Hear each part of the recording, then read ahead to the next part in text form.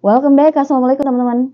Sebuah video beredar ditayangkan juga oleh channel News 12 si Rewel yang mempertontonkan pemerkosaan tahanan Palestina di penjara si Rewel. Perilaku mereka benar-benar di luar batas ya. Kembali lagi masih dengan perilaku di luar batas mereka. Ini adalah gambaran tahanan tersebut. Dan di situ ada laki-laki Palestina yang menjadi tahanan dan mereka memperkaus laki-laki itu.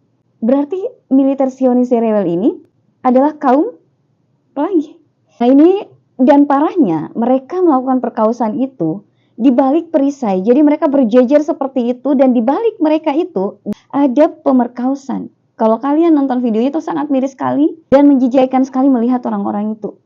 Teman-teman, ini menandakan bahwa kondisi darurat yang ada tidak bisa lagi dibiarkan. Kaum muslimin harus belajar dari sejarah mereka, sejarah peradaban kita sendiri. Saya ingat sebuah kisah yang terjadi di masa Khalifah Mu'tasim Billah. Beliau pada saat memimpin menjadi Amirul Mukminin di Kekhilafahan Abbasiyah, ada seorang wanita yang dilecehkan. Wanita tersebut berada di perbatasan wilayah Kekaisaran Romawi dan wilayah Kekhilafahan atau wilayah negara Islam di era Abbasiyah. Dan wanita itu mendapatkan pelecehan, lalu dia berteriak, "Ya Mu'tasimah, wahai Mu'tasimah, tolong saya." Kebetulan ada yang lewat pada saat itu muslim, tapi dia hanya seorang diri. Dia tidak bisa menolong wanita itu. Dia pun melakukan dan menempuh perjalanan kurang lebih 1 bulan untuk bertemu kepada Khalifah Mu'tasim Billah. Ketika beliau bertemu dengan Mu'tasim Billah, dia melaporkan apa yang dialami wanita tersebut. Bahwa tujuan saya menempuh perjalanan jauh ini adalah bertemu engkau untuk melaporkan bahwa ada wanita muslimah di perbatasan sana yang mendapatkan pelecehan oleh orang-orang Kekaisaran Romawi karena kamu tidak menempatkan pasukan penjaga di sana. Mendengar peristiwa itu, Mu'tasim sebagai Amirul Mukminin, sebagai Khalifah kaum muslimin, perisai pelindung kaum muslimin, dan mengirim surat yang isinya, "Wahai anjing Romawi, jika kamu tidak menyerahkan orang-orang yang melecehkan muslimah tersebut, maka saya akan mengirim pasukan yang awalnya ada di negerimu dan ujungnya ada di negeri saya." Itu menjadi gambaran bahwa sangat banyak pasukan yang akan dikirim untuk memerangi Kekaisaran Romawi jika tuntutannya tidak dilakukan. Maka Kekaisaran Romawi pada saat itu menyerahkan orang-orang yang melakukan pelecehan tersebut. Tak ada yang berani, bahkan Kekaisaran Romawi saat itu ketakutan dengan ancaman Mu'tasim Billah sebagai Amirul Mukminin atau Khalifah kaum muslimin. Peristiwa kedua, tapi ini jauh sebelum terjadinya peristiwa pertama ini, di masa Khalifah Umar bin Abdul Aziz. Beliau saat itu mengutus seorang pegawainya untuk mengambil jizyah di wilayah Kekaisaran Romawi di bawah kekuasaan Islam. Ketika sampailah utusan itu di istana Raja Romawi atau Kaisar Romawi, sambil menunggu disiapkannya jizyah tersebut, dia mendengarkan ada suara atau lantunan orang membaca suci Al-Quran. Dia berusaha mencari dari mana sumber suara ini, ternyata dari bawah istana Kekaisaran Romawi tersebut. Dia pun ke tempat tersebut dan menemukan seorang laki-laki buta, lalu beliau menyampaikan salam. "Assalamualaikum."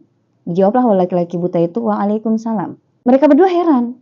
Satu sisi utusan ini heran kenapa ada muslim di sini. Sisi lain laki-laki buta itu heran. Setelah sekian lama barusan ada lagi yang mengucapkan salam kepada dia. Ditanyalah kepada laki-laki buta itu, "Mengapa engkau ada di sini?" Dia menceritakan bahwa saya dan teman-teman saya ditangkap oleh pasukan Kekaisaran Romawi dan teman-teman saya itu dibunuh. Saya dibiarkan hidup namun mata saya dibutakan dan saya ditempatkan di bawah istana ini dan bekerja untuk mengaduk adonan roti. Utusan itu sedih mendengarkan cerita dari laki-laki buta itu. Dia pun naik kembali ke istana dengan wajah yang sudah tidak tersenyum. Kaisar Romawi saat itu juga sudah mulai bingung, ada apa ini, kenapa berubah mimiknya gitu. Sampai akhirnya dia pulang ke ibu kota Kekhilafahan Abbasiyah di Irak. Dia menceritakan kepada Khalifah Amirul Mukminin berkaitan dengan peristiwa yang dialami oleh laki-laki buta tersebut. Amirul Mukminin dengan sense of feel-nya kepada kaum muslimin, beliau turun dari singgasananya, kemudian duduk di lantai dan menangis mendengarkan cerita yang dialami oleh laki-laki buta itu. Lalu meminta kepada sekretarisnya untuk menulis surat kepada Raja Romawi. Isi suratnya menyampaikan, "Wahai anjing Romawi, minta maaflah kepada laki-laki muslim buta tersebut dan pakaikan pakaian terbaikmu atau saya akan mengirimkan pasukan di mana awalnya ada di negerimu dan ujung pasukannya ada di negeri saya. Jadi selalu sama ancamannya.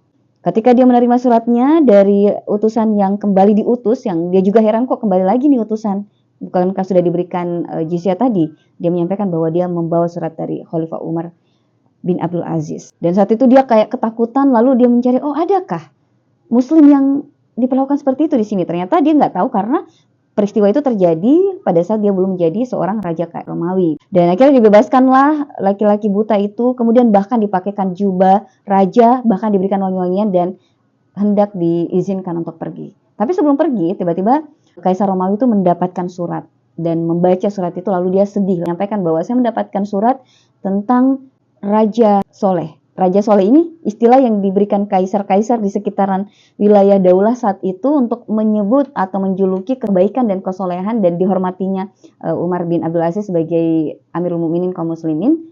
Saya mendapatkan berita bahwa Raja Soleh telah meninggal dunia. Mendengar itu, si utusan tadi berkata, jadi bagaimana sekarang? Apakah kamu membiarkan kami pergi?